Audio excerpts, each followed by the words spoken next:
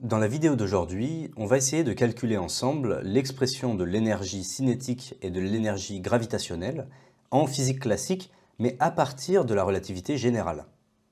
La relativité générale, c'est une théorie qui est plus précise, et donc on va faire des approximations pour se replacer dans le cadre classique, avec des vitesses faibles par rapport à la vitesse de la lumière, et avec des champs de gravité qui sont faibles par rapport à celui d'un trou noir par exemple, en espérant qu'on retrouve les expressions de ces différentes énergies dont on a l'habitude.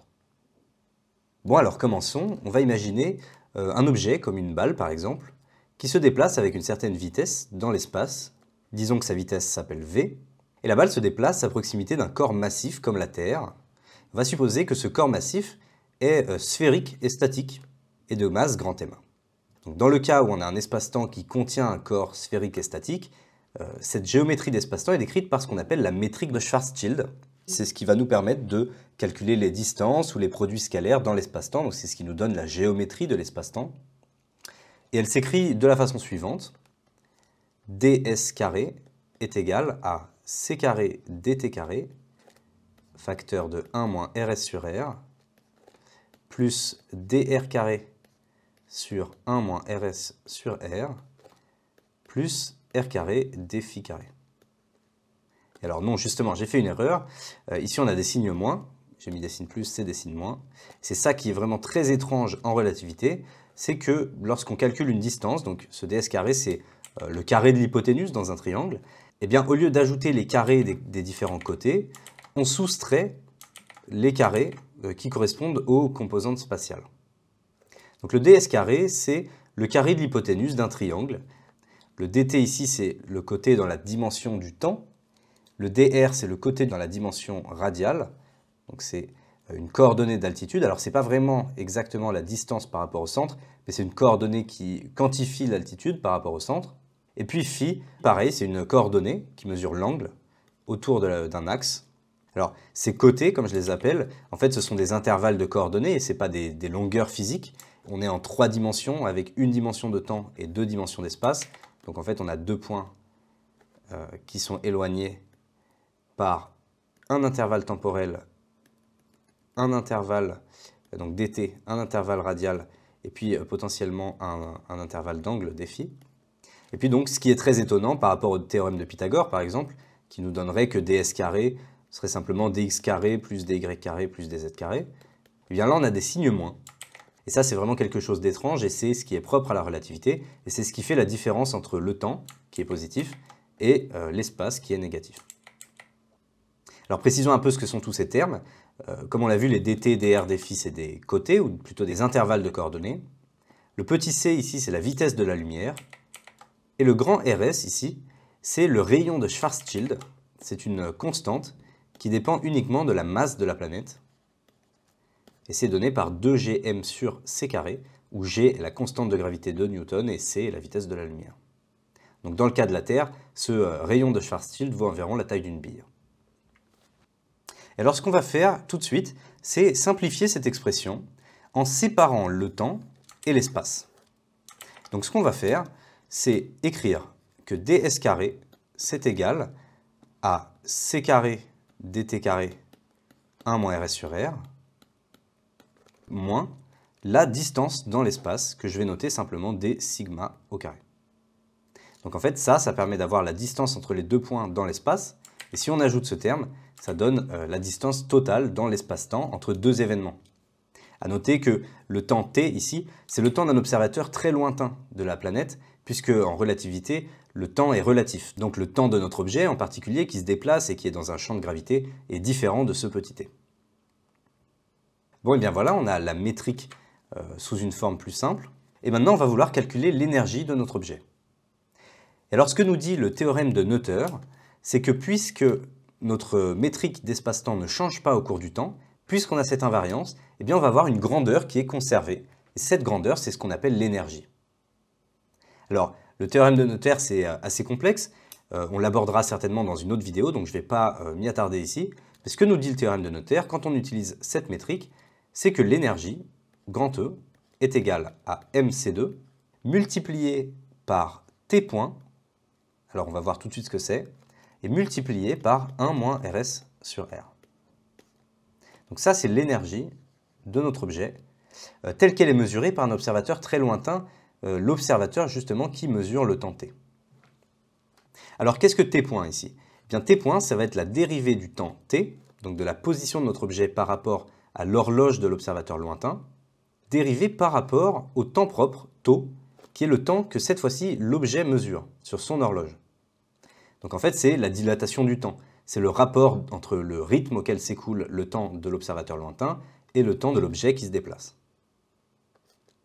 Et donc si on veut calculer l'énergie, eh bien ce qui compte, ça va être de déterminer ce dt sur dτ. Alors comment faire ça? Eh bien pour faire ça, on va utiliser le fait que dans l'espace-temps, tous les objets se déplacent par rapport à leur temps propre à la vitesse de la lumière. Donc en fait ça veut dire que tous les objets, donc si vous avez l'espace-temps, alors je vais représenter une dimension de temps et une dimension d'espace, eh bien tous les objets se déplacent vers le futur et le long de leur trajectoire, ils se déplacent à la vitesse de la lumière, petit c. Ils peuvent se déplacer dans l'espace à une vitesse plus faible, c'est la projection de leur vitesse sur l'axe d'espace, mais leur vitesse totale dans l'espace-temps, c'est toujours la vitesse de la lumière.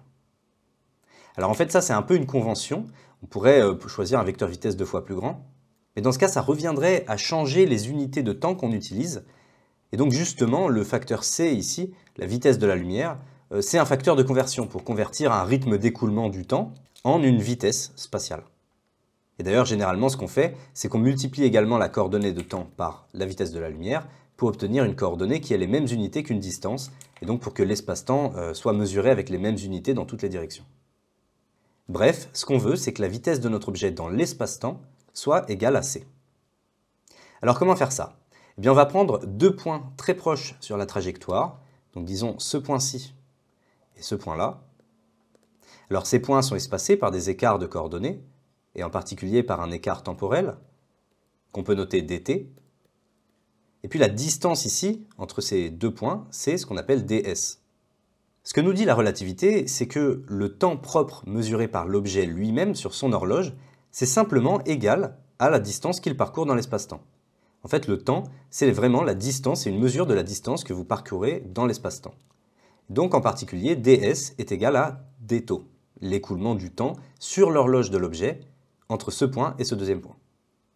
Alors ici, puisqu'on veut une distance et qu'on a un temps, il faut multiplier par une vitesse pour convertir les unités, et c'est là qu'intervient la vitesse de la lumière.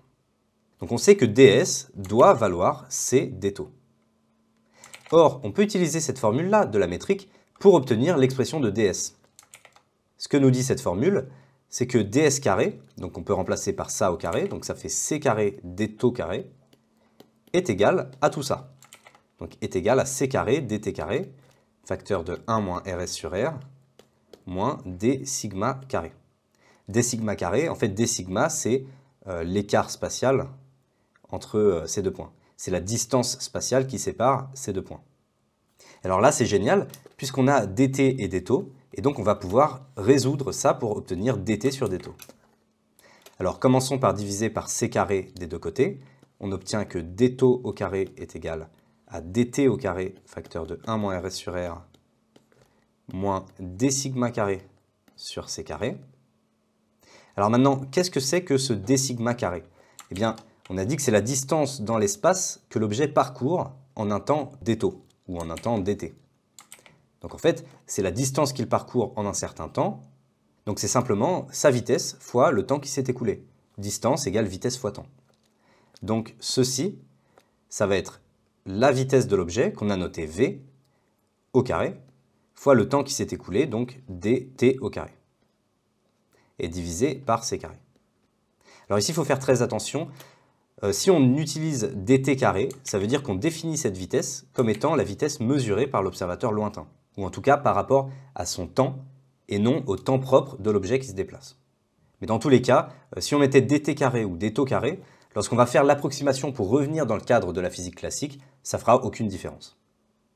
On obtient dτ carré égale dt carré, facteur de 1 moins rs sur r, moins v carré sur c carré. Et alors là, on a presque fini. Il suffit de diviser des deux côtés par dτ carré et par tout ça. Et on obtient que dt carré sur dτ carré est égal à 1 sur 1 moins RS sur R moins V carré sur C carré. Et donc, que dt sur dτ, c'est la racine carrée de tout ça. C'est génial, on a obtenu l'expression de dt sur dτ, et donc on va pouvoir l'injecter dans ce t point qui était dt sur dτ. Donc pour finir, l'énergie de notre objet, c'est mc2 fois tout ça. Donc c'est mc2 sur racine de 1 moins rs sur r moins v carré sur c carré, multiplié par ce dernier terme, donc fois 1 moins rs sur r. Et voilà l'expression de l'énergie quand on n'a pas fait d'approximation en relativité générale. En particulier, on peut commencer à remarquer plusieurs choses. Si l'objet est très loin, en dehors du champ de gravité, alors tout ça vaut 0, puisque petit r tend vers l'infini, c'est la distance par rapport à la Terre. Et si l'objet ne se déplace pas, alors v vaut 0, ici tout ça vaut 1, et donc on retrouve E égale mc2. Donc pour un objet en dehors du champ de gravité et qui ne se déplace pas, on a bien E égale mc2. Maintenant, plus l'objet se déplace vite, plus ce terme en bas va être petit, et donc plus son énergie va être grande, et effectivement, un objet qui se déplace a une énergie cinétique. Donc on commence à retrouver des choses qu'on connaît de la physique classique. Mais pour aller plus loin, on va faire des approximations, on va faire ce qu'on appelle des développements limités, en utilisant deux approximations. La première, c'est qu'on va dire que RS sur R est très petit devant 1. Alors ça, effectivement, c'est le cas. On a dit que RS, c'est le rayon de Schwarzschild, ça fait à peu près la taille d'une bille, alors que petit r, c'est la distance de l'objet au centre de la Terre, ce qui fait des milliers de kilomètres. Donc c'est effectivement très petit. Et puis on va dire que V carré sur C carré est là aussi très petit devant 1. Ça, c'est encore une autre bonne approximation. Dans notre quotidien, les objets se déplacent beaucoup moins vite que la vitesse de la lumière, et donc le rapport V sur C au carré est très petit par rapport à 1. Donc en faisant ces deux approximations, on va retourner dans le monde de la physique classique. Alors c'est parti. On a que E est égal à mc2 fois 1 moins rs sur r divisé par cette racine. Alors on va pouvoir ici utiliser un développement limité, c'est le fait que racine carrée de 1 plus x, quand x est très petit, c'est à peu près égal à 1 plus x sur 2. Donc ici on a 1 plus moins rs sur r moins v carré sur c carré. Donc en fait on va pouvoir retirer la racine et diviser tout ça par 2. Donc c'est parti, on divise par 1 moins rs sur 2r moins v carré sur 2c carré.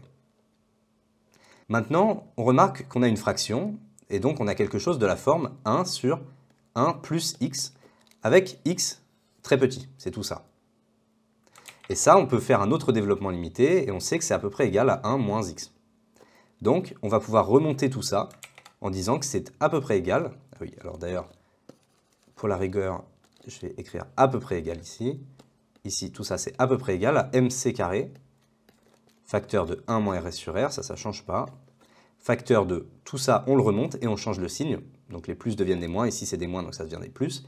Donc on a 1 plus rs sur 2r plus v carré sur 2c carré.